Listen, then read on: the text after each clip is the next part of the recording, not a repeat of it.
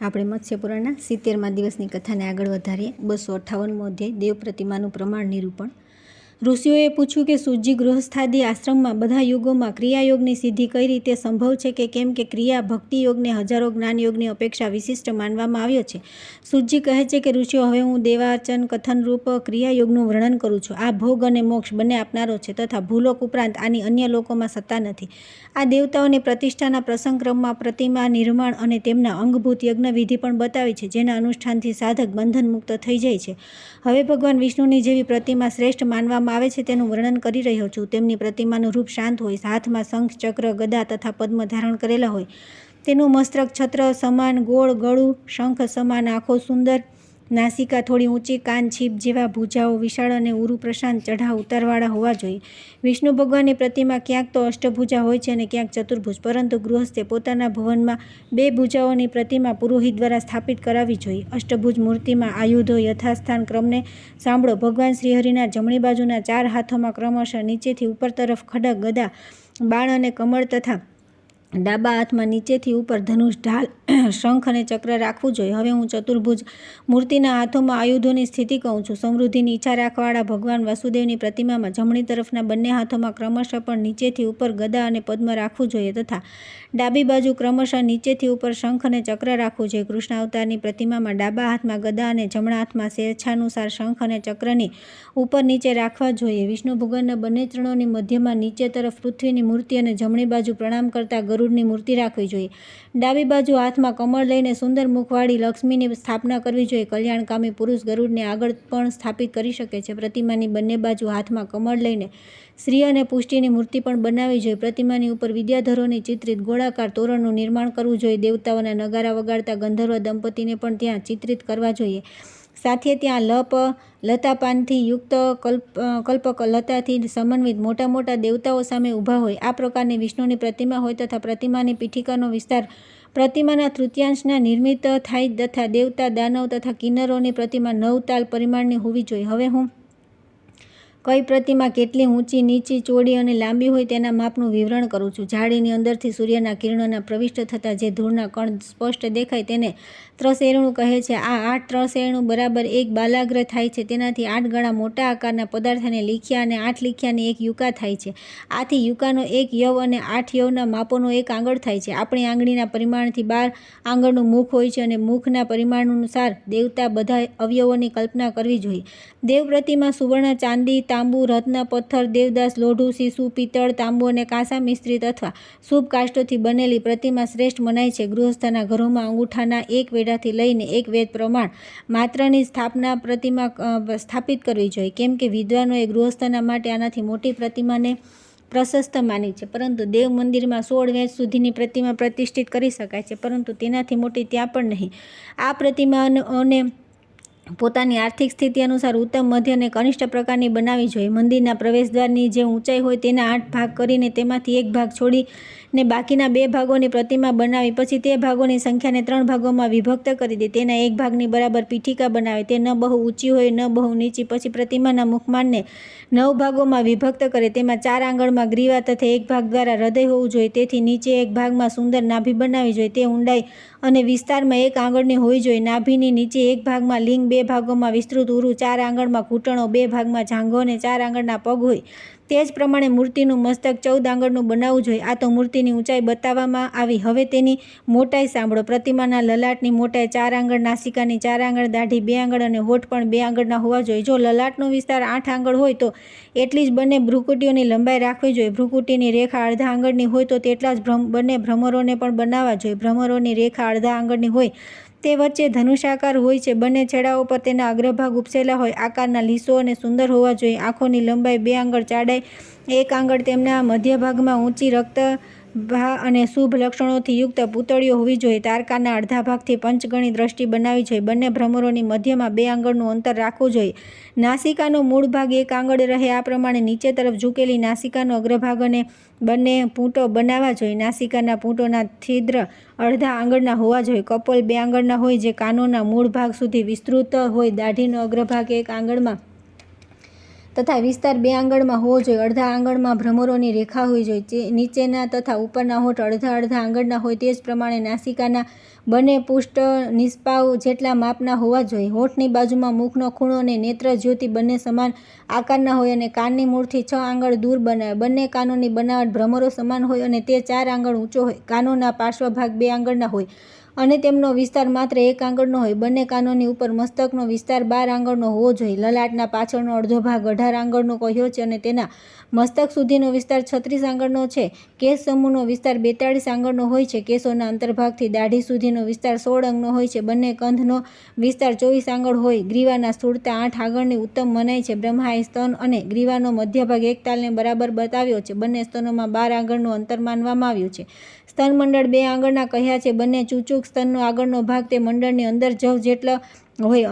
વક્ષસ્થળની ચોડાઈ 2 તાલ હોવી જોઈએ. બંને કક્ષ બાહુ અને સ્તનની મધ્યમાં 6 આંગળના હોવા જોઈએ. અંગૂઠાનો અગ્રભાગ ઉન્નત હોવો જોઈએ અને તેનો વિસ્તાર 5 આંગળનો હોય.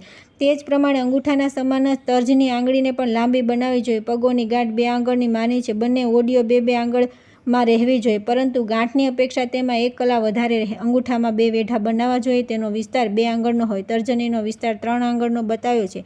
દ્વિજગણ કનિષ્ઠિકા ક્રમશઃ 8મા ભાગથી કમ રહે. ખાસ કરીને અંગૂઠાની સ્થૂળતા તેના અડધા ભાગ જેટલી રાખવી જોઈએ. જાંઘના આગળનો ભાગ 14 આંગળ અને મધ્ય ભાગ 18 આંગળ રહે. ઘૂંટણનો મધ્ય ભાગ 21 આંગળ હોય. ઘૂંટણની ઊંચાઈ અને 1 આંગળ તથા મંડળ 3 આંગળ વિસ્તૃત હોય. ઉરુઓનો મધ્ય ભાગ 28 આંગળ હોય. તેનાથી 31 આંગળ ઉપર અંડકોષ 3 આંગળ અને લિંગ એ 2 આંગળ હોય તથા તેનો વિસ્તાર 6 આંગળનો હોય. મણિબંધની નીચે કેશોની રેખા રાખવી જોઈએ. મણિકેશોનો વિસ્તાર 4 આંગળનો હોય. કટી પ્રદેશનો વિસ્તાર 18 આંગળ હોય. સ્ત્રીઓની મૂર્તિમાં કમરનો વિસ્તાર 18 આંગળનો તથા સ્તનોનો 12 આંગળનો હોવો જોઈએ. નાભીનો મધ્ય ભાગ 42 આંગળનો હોવો જોઈએ. પુરુષનો કટી પ્રદેશ 55 આંગળ તથા બંને કક્ષોની ઉપર 6 આંગળના ખભા બનાવવા જોઈએ. 8 આંગળના વિસ્તારમાં ગ્રીવાનું નિર્માણ થાય અને આની લંબાઈ 12 કલાની હોવી જોઈએ. બંને ભુજાઓની લંબાઈ 42 આંગળ હોય. બાહુના મૂળ ભાગના 16 આંગળના હોવા જોઈએ. બાહુના ઉપરી અંશ સુધી 18 આંગળ હોવા જોઈએ. બીજો પર્વ આનાથી 1 આંગળ ક્રમ રાખવો. બાહુના મધ્ય ભાગનો વિસ્તાર 18 આંગળ તથા નીચેનો હાથ 16 આંગળનો હોય. હાથના અગ્રભાગનું માપ 6 કલાનું હોવું જોઈએ. હથેળીનો વિસ્તાર 7 આંગળનો હોય. તેમાં 5 આંગળીઓ હોય. અનામિકા આંગળી મધ્યમાંથી 17 કમ હોય. કનિષ્ઠા તેનાથી પણ 5 નાની તથા મધ્યમાંના 5મા ભાગની નાની તર્જની હોવી જોઈએ. અંગૂઠો તર્જનીના ઉદ્ગમથી નીચો હોવો જોઈએ. અંગૂઠાનો વિસ્તાર 4 આંગળનો જાણો. બાકીની આંગળીઓના વિસ્તાર ક્રમશઃ 1 ભાગથી નાના હોય છે. આ મધ્યમાં આંગળીના વેઢાઓના મધ્ય ભાગમાં 2 આંગળનું અંતર રહેવું જોઈએ. આ જ પ્રમાણે અન્ય આંગળીઓના વેઢાઓમાં 1 યવની કમી થતી જાય છે. અંગૂઠાઓના વેઢાઓનો મધ્ય ભાગ તર્જની જેવો હોવો જોઈએ. આંગળનો વેઢો જે 2 જવથી અધિક હોય. આંગળીઓના પૂર્વાર્ધમાં નખોને લીસા, સુંદર તથા આગળ તરફ થોડા લાલાશવાળા બનાવવા જોઈએ. મધ્ય ભાગમાં પાછળ તરફ થોડો નીચો તથા બગલમાં અંશમાત્ર ઊંચો બનાવો. તે જ પ્રમાણે કંધોની ઉપર 10 આંગળમાં કેશોની વળીનું નિર્માણ કરવું જોઈએ. સ્ત્રી પ્રતિમાઓને થોડી પાતળી તથા તેમના સ્તન, ઉરુ અને જાંઘોને સ્થૂળ બનાવવા જોઈએ. તેમના ઉદર પ્રદેશની લંબાઈ 14 આંગળ તથા તે અનેક આભૂષણોથી વિભૂષિત હોય અને તેમની ભુજાઓને થોડી મૃદુ અને મનોહર આકૃતિયુક્ત બતાવવી જોઈએ. મુખની આકૃતિ થોડી લાંબી હોય. અલ્કાવલી ઉત્તમ રીતે બનાવેલી હોય. નાસિકા, ગ્રીવા અને લલાટ 3.5 આંગળ હોવા જોઈએ. હોઠોનો વિસ્તાર અડધા આંગળનો પ્રશસ્ત ગણાય. બંને નેત્ર અધર પલ્લવોથી 4 ગણા વધારે હોવા જોઈએ. ગ્રીવાની રેખા અડધા આંગળની ઊંચી બનાવવી જોઈએ. આ પ્રમાણે બધા દેવતાઓની પ્રતિમાઓ અને સ્ત્રીઓના પ્રતિમાઓના નિર્માણમાં 9 તાલનું પરિમાણ બતાવવામાં આવ્યું છે, જે પાપોને નષ્ટ કરનારું કહેવામાં આવ્યું છે. ત્યાર પછી આવે છે 259મો અધ્યાય. પ્રતિમાઓના લક્ષણ, માપ, આકાર વગેરેનું કથન. સૂતજી કહે છે કે ઋષિઓ, આના પછી હું દેવતાઓની મૂર્તિઓના આકારમાં વિષયમાં વિશેષ રૂપે બતાવી રહ્યો છું. આ વિષયમાં બ્રહ્માએ બતાવ્યું છે કે રામ, વિરોચનના પુત્ર બલિ, વરાહ અને નૃસિંહની મૂર્તિઓની ઊંચાઈ 10 તાલ હોવી જોઈએ. વામનની પ્રતિમા 7 તાલની હોય તથા મત્સ્ય અને કૂર્મની પ્રતિમાઓ જેટલામાં સુંદર લાગે તે માપની બનાવવી જોઈએ. હવે હું શિવ વગેરેની મૂર્તિઓના આકારનું વર્ણન કરી રહ્યો છું. રુદ્રની મૂર્તિ તપાવેલા સુવર્ણની જેમ તેજસ્વી તથા સ્થળ, ઉરુઓ, ભુજાઓ અને સ્કંધોથી યુક્ત હોવી જોઈએ. તેમનો વર્ણ સૂર્યના કિરણો જેવો શ્વેત અને જટા ચંદ્રમાંથી વિભૂષિત હોય તેવો જટા મુગટધારી હોય તથા તેમની અવસ્થા 16 વર્ષની હોવી જોઈએ. તેમની બંને ભુજાઓ હાથીની સૂંઢ જેવી તથા જાંઘો અને ઉરુમંડલ ગોળાકાર હોય. તેમના કેસ ઉપર તરફ ઉઠેલા તથા નેત્ર દીર્ઘ અને ચોડા બનાવવા જોઈએ. તેમના વસ્ત્રના સ્થાન પર વાઘ ચર્મ તથા કમરમાં 3 સૂત્રોની મેખલા બનાવી તેમને હાર અને બાજુબંધથી સુશોભિત તથા સર્પોના આભૂષણોથી અલંકૃત કરવા જોઈએ. તેમની ભુજાઓને વિવિધ પ્રકારના આભૂષણોથી અલંકૃત તથા ઉપસેલા કપોલોને 2 કુંડળોથી અલંકૃત કરવા જોઈએ. તેમની ભુજાઓ ઘૂંટણો સુધી લાંબી, મૂર્તિ સૌમ્ય, પરમ સુંદર, ડાબા હાથમાં ઢાલ, જમણા હાથમાં તલવાર જમણી બાજુ શક્તિ અને દંડ ત્રિશૂળ તથા ડાબી બાજુના હાથમાં કપાલ, નાગ અને ખટવાંગ મૂકવું જોઈએ. એક હાથ વરમુદ્રાથી સુશોભિત અને બીજા હાથમાં રુદ્રાક્ષની માળા ધારણ કરી હોય. 10 ભુજાઓવાળી શિવની નટરાજ મૂર્તિને વિશાખા સ્થાનયુક્ત બતાવવી જોઈએ. તે નાચતી તથા ગજ ચર્મ ધારણ કરેલી હોય. ત્રિપુરાંતક પ્રતિમામાં 16 ભુજાઓ બનાવવી જોઈએ. તે સમયે તેમના હાથમાં શંખ, ચક્ર, ગદા, સિંહ, ઘંટા, પિનાક, ધનુષ, ત્રિશૂળ અને વિષ્ણુમય બાણ આ 8 વસ્તુઓ વધારે રહેશે. શિવની જ્ઞાનયોગેશ્વર પ્રતિમામાં 4 અથવા 8 ભુજાઓ બનાવી. ભૈરવ મૂર્તિ તીક્ષ્ણ દાંત તથા અણીદાર નાસિકાથી યુક્ત હોય છે. તેમનું મુખ મહાન ભયંકર હોય છે. આવી મૂર્તિને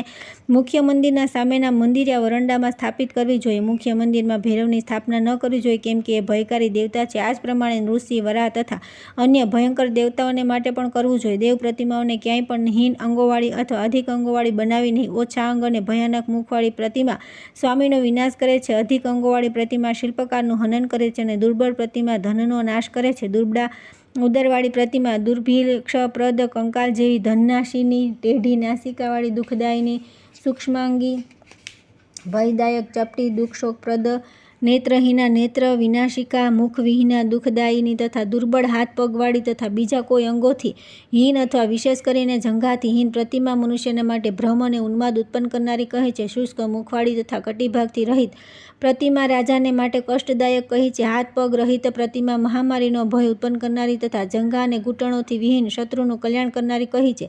જે વક્ષસ્થલથી વિહીન હોય તે પુત્રો અને મિત્રોની વિનાશિકા તથા સંપૂર્ણ અંગોથી પરિપૂર્ણ પ્રતિમા સર્વદા આયુ અને લક્ષ્મી પ્રદાન કરવાવાળી કહેવામાં આવી છે. આ પ્રકારના લક્ષણોથી યુક્ત ભગવાન શંકરની પ્રતિમા નિર્મિત કરવી જોઈએ. તેમની પ્રતિમાની ચારે બાજુ બધા દેવતાઓને સ્તુતિ કરતા દેખાડવા જોઈએ. શંકરની મૂર્તિને ઇન્દ્ર, નંદીશ્વર અને મહાકાલથી યુક્ત બનાવવી જોઈએ. તેમના પાર્શ્વભાગમાં વિનમ્ર ભાવથી સ્થિત લોકપાલો અને ગણેશ્વરોને દેખાડવી જોઈએ. ભૃંગી અને ભૂત વેતાલીઓની મૂર્તિઓ તેમની બાજુમાં નાચગાન કરતી બનાવવી જોઈએ, જે બધા હર્ષપૂર્વક પરમેશ્વર શિવની સ્તુતિમાં લીન રહે છે. રુદ્રાક્ષની માળા ધારણ કરવાવાળા પ્રવાલ વગેરેની માળા તથા પુષ્પ વગેરે રૂપી ઉપહારોને સમર્પિત કરવાવાળા ગંધર્વ, વિદ્યાધર, કિન્નર, અપ્સરા અને ગુહ્યકોના અધીશ્વરોના અનેક ગુણો તથા ઇન્દ્ર વગેરે સેંકડો દેવતાઓને મુનિવરો દ્વારા નમસ્કાર તથા સ્તુતિ કરવામાં આવી રહેલા તથા દેવતાઓ અને મનુષ્યોને માટે પૂજનીય ત્રિનેત્રધારી સ્તવનીય ભગવાન શંકરની પ્રતિમા બનાવવી જોઈએ. ત્યાર પછી આવે છે 260મો અધ્યાય. વિવિધ દેવતાઓની પ્રતિમાનું વર્ણન. સૂતજી કહે છે કે ઋષિઓ, હવે હું ભગવાન શિવના અર્ધનારીશ્વરનું રૂપનું વર્ણન કરી રહ્યો છું. આમાં દેવાધિદેવ શંકરની ડાબી બાજુ અડધા ભાગમાં અત્યંત સુંદર સ્ત્રીનું રૂપ હોય છે તથા અડધા ભાગમાં જમણી બાજુ પુરુષ રૂપ. પુરુષ ભાગમાં પ્રતિમાને જટાજૂટ તથા બાલચંદ્રની કળાથી યુક્ત કરીને ઉમાના અર્ધ ભાગમાં મસ્તક પર સીમંત માં સિંદૂર અને લલાટ પર તિલક કરવું. જમણા કાનમાં વાસુકી નાગ અને ડાબા કાનમાં કુંડળની રચના કરવી જોઈએ. ત્યાં જ ઉપર તરફ કેશોના આભૂષણ તથા કાનમાં વાળી હોવી જોઈએ.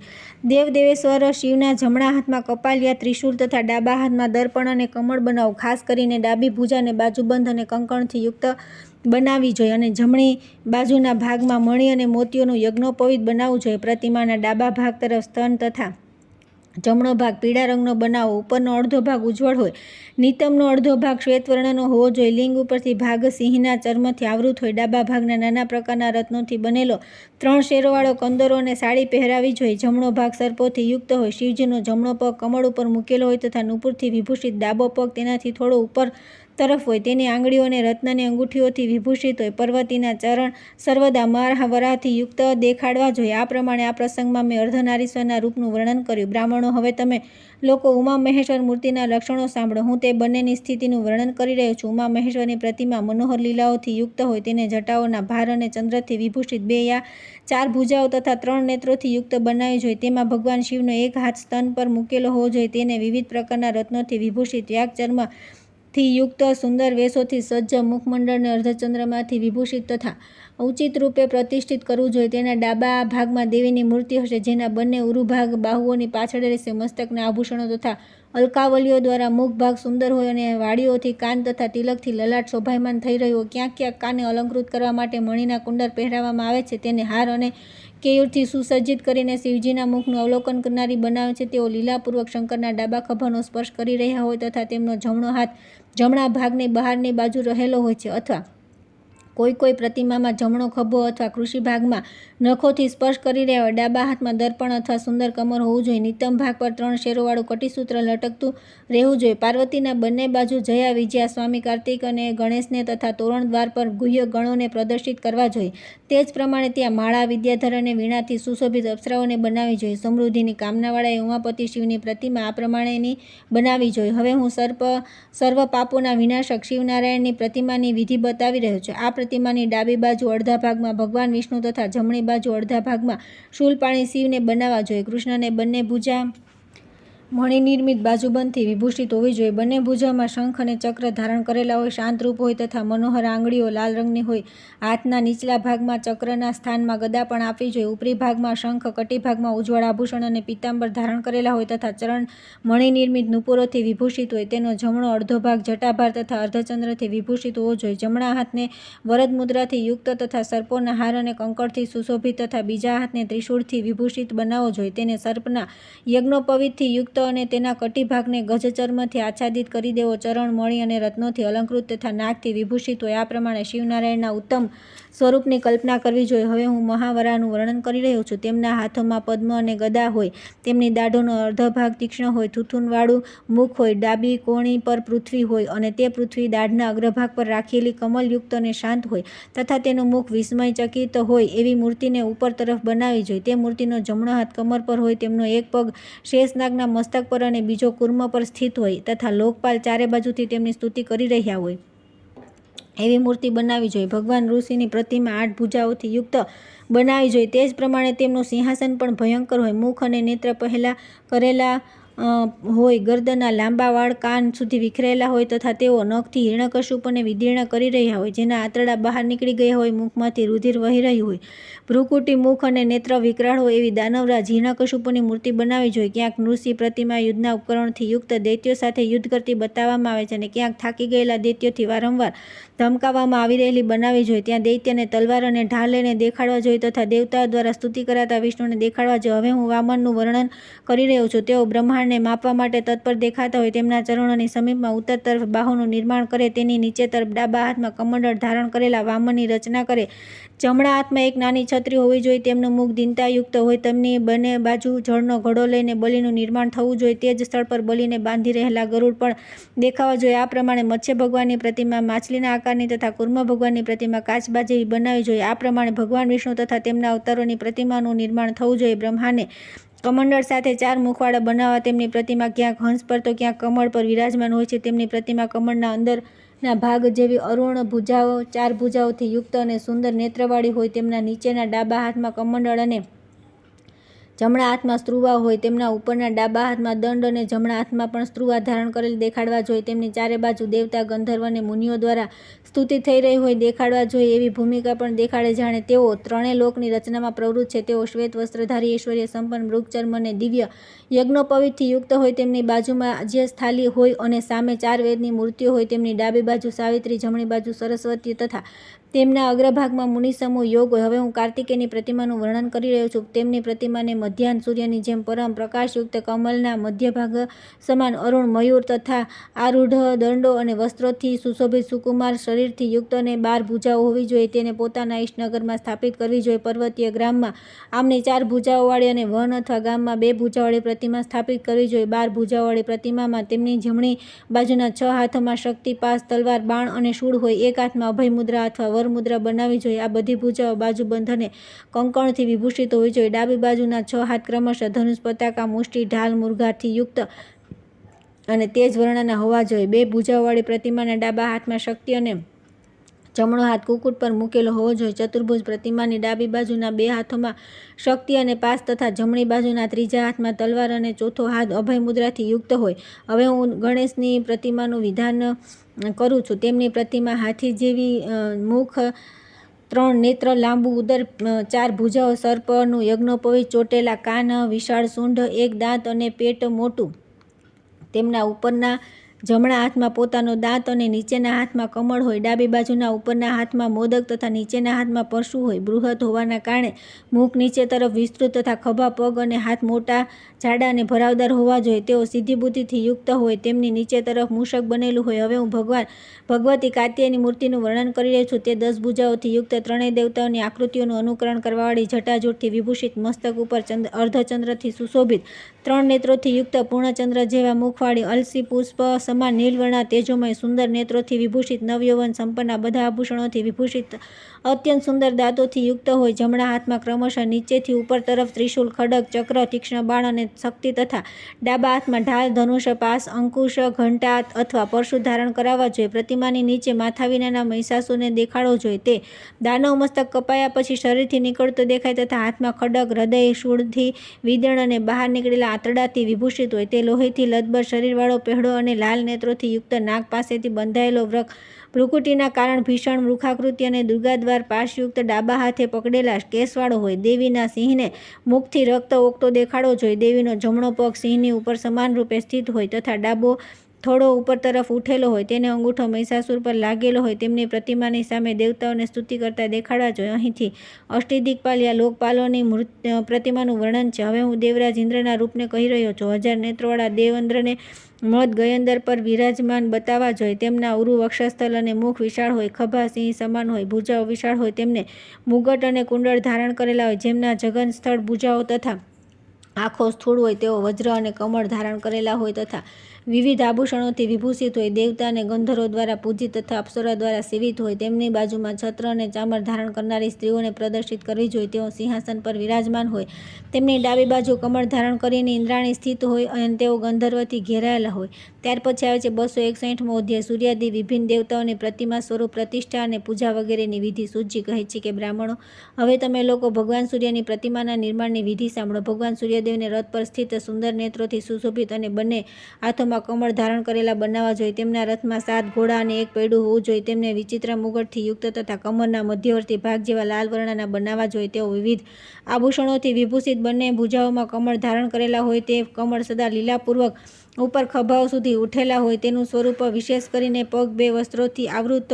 પ્રાય ચિત્રોમાં પણ તેમની પ્રતિમા 2 વસ્ત્રોથી ઢંકેલી દેખાવી જોઈએ. તેમના બંને ચરણ તેથી આવૃત હોય. મૂર્તિની બંને બાજુ દંડી અને પિંગલ નામક એ પ્રતિહારોને રાખવા જોઈએ. તે બંને પાર્શ્વ પુરુષોના હાથોમાં તલવાર બતાવતી જોઈએ. તેમાં પાર્શ્વમાં એક હાથમાં કલમ લીધેલા ધાતાની મૂર્તિ હોય. ભગવાન ભાસ્કર અને દેવતાઓથી યુક્ત હોય. આ પ્રમાણે ભગવાન સૂર્યની પ્રતિમાનું નિર્માણ કરવું જોઈએ. સૂર્યદેવના સારથી અરુણ છે, જે કમળદળ જેવા લાલ રંગના છે. તેમની બંને બાજુ ચાલતી લાંબી ગરદન વાળા અશ્વ હોય. તે 7 અશ્વને સર્પની રસ્સીથી બાંધીને લગામયુક્ત રાખવા જોઈએ. સૂર્યમૂર્તિના હાથોમાં કમળ લઈને કોમળ પર યા વાહન પર સ્થિત રાખવા જોઈએ. હવે હું સર્વ પ્રકારના અભિષ્ટ ફળો આપનાર અગ્નિની પ્રતિમાનું સ્વરૂપ બતાવી છું. અગ્નિની પ્રતિમા સવર્ણ સમાન તેજસ્વી બનાવવી જોઈએ. તે અર્ધચંદ્રાકાર આસન પર સ્થિત હોય. તેમનું મુખ ઉદયકાળના સૂર્ય જેવું દેખાડવું જોઈએ. અગ્નિદેવને યજ્ઞોપવિત તથા લાંબી દાઢીયુક્ત બનાવવા જોઈએ. તેમના ડાબા હાથમાં કમંડળ અને જમણા હાથમાં રુદ્રાક્ષની માળા હોય. તેમનું વાહન બકરો જ્વાળા મંડળથી વિભૂષિત હોય અને ઉજ્જવળ હોવા જોઈએ.